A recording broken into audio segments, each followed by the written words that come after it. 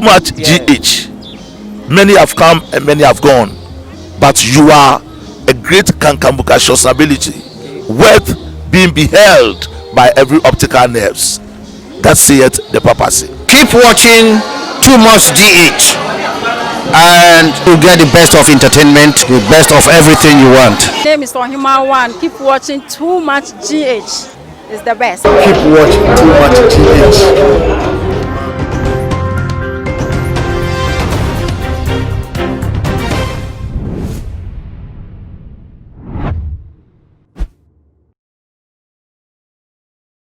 Ebusia for me mama akwaba stronko eba too much GH so bidin din na ama owusa na ebre aso say trending issues on my emusem Ghana the echo ene the ebenia no me de ebesomo ewe ye fide so sabre amane mo edi enkomo yi eye arahosem kese bi esti ewo northern region a te say NDC for mpanifo ne ebi ena sabre bomo ho ne ho aka ewo eye arahosem yi emu na mepe e de achre northern regional chairman of the National Democratic Congress, Mr. Ibrahim Mobila, Sabre ni focus yepa ye 413 acre rice farm at Swade Edo Emono.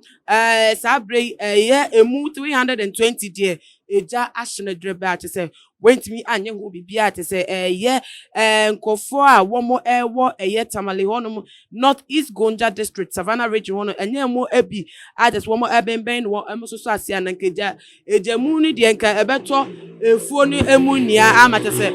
ahwekra na atre akọ nkofo ediemu amate say akoye oyene kese ede ama eye Ghana man na ni niam no wo bra wo pe kwan a wode ne nsembe to dwa oni media edi nkomo no Alhaji Mobila edi to dwa say at least 85% of new phone there ashekra at say kujere community members bi eno womo ebeboa no womo etumi edum ejano na ebiem so no waka editor just say or suspect say nipa bonifo etimodinfo bi a womo bomutimpo bone ade afa no ho ena womo ahyeda pa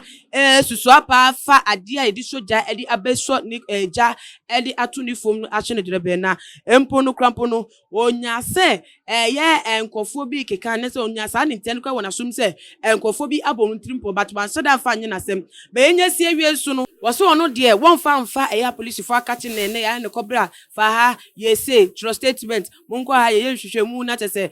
kokwasa na tese asem ne abo atogu eya asem ehunya ne panti we de ono be fa nananom method easy one no quick action de no eno wo be fa edi ayedwuma na wo kasa aso de na opa kire ono ye pani Alhaji ne ni afi na tete o nante okonante bebi na bebi okonante no so no eduabo ene wo pa edi a kire se obebo eye nipa kura wota ekire etwaja edi to ne rice farm ema tese mu 320 ade eye 413 acres mu 320 etimi ashidrebe ide wono de wode mefa kwan sonko so na bibi wode mfa na fast connection kra ohonom no ye bodua tese nse na nanom de ye hiane so de akade aka ho de hia omo no wode aka no tese wode aseda no so ataso honom a omote akweka hye na tese ma hya se ye adwuma nti aduabo ene wode bebo nipa kro no de ota ekire no na busuafo na sefo nia na tese wo mo ehye no no no aka se wate no ase se de okoye ye no ense vatani ni kwan mu enti ena tese enam so ema no ho ehye anase na sefo ehye ne busuafo so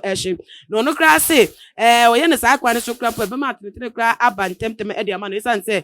no nipa no realize say de okoye ho okoye ye no hu susu aso na e ba na bra bomu a ono abesa ne che be pa acho abetu e de abetu ja say oni ne di sa abone no nti yemfa nche na tese de mra no eke bia no so no yemfa endi no na waka sa asem no ana obiem no okoto obofo kasem essay o say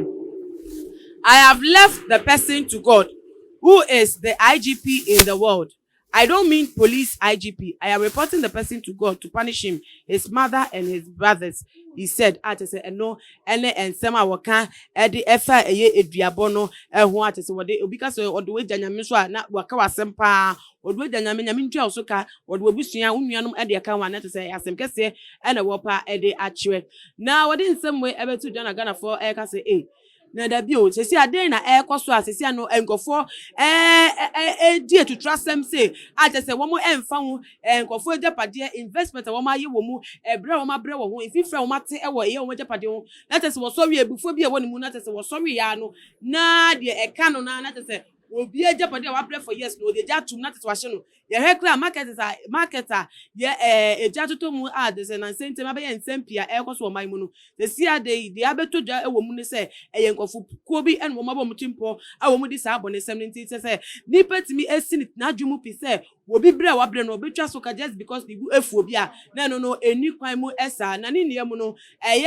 Laji Ibrahim Obila wo ka se nia no wan hye den si ni pi se wo ka se politically motivated ana se ni peku obi atese wo maybe nipa de se obi a watanfo maybe na tanfo bi o hye bebi na di sa abone but wan hye dan certainly clear and emphatically say sa na ekoso but na sentem no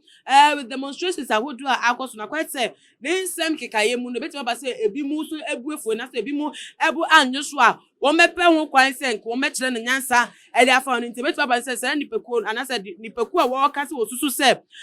wo mo e dey eja e dey etu eye ne fuo no emu ne betima ba ne se be political affiliations and wo mo ewo enenam so amano abane se ba ne ndia mu no se no waka ne nsem no eye ntietie mo so de janyame na o de janyame so de na eye nsem pineta chire enti ebusuafo ensem no ye de besia ye di esi na meka se wo so agye ntwe na wunya pa de wodwe efa eye Alaji Ibrahim Obila nifuo ahye ene ono so nsem o de abetudwa no bomode ne fa so me e comment section na share video we on other social media platform say na say emra no man mu say ya to abawie na ensem bi say ema no mi so sa adwe no wu ni say nam ne kwan mu a esrawo bomode an fa eno so eka wadwe nkyere no na fa so me e comment section na follow yen Instagram and Twitter at @TooMuchGH_. Facebook so too much GH. Medin Edna na ama uso na me yaduma. Ebedi e shapi makramo.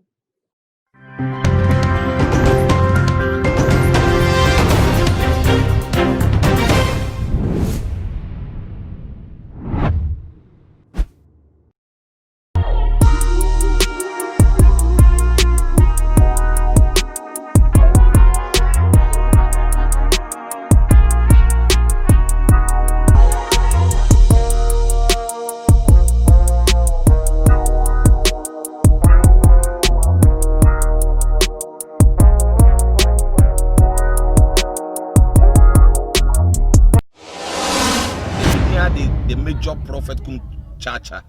on say me catch was say bomoden na hwe too much GH on say me kan ye nyene bone pa na kase epe wo wi ase ya asonde nti na adam wo hu nyame ye no nyam no wo hu ne ma bi a wo hwehwehwehwe e wo other place ne ade kat won na bomoden na be hwe too much GH be hwe na subscribe bomoden o be hwe pe na wa ye subscribe o subscribe subscribe na subscribe na o subscribe a na wo benya ne yama papa a wo pe ahwe nyame hira na ura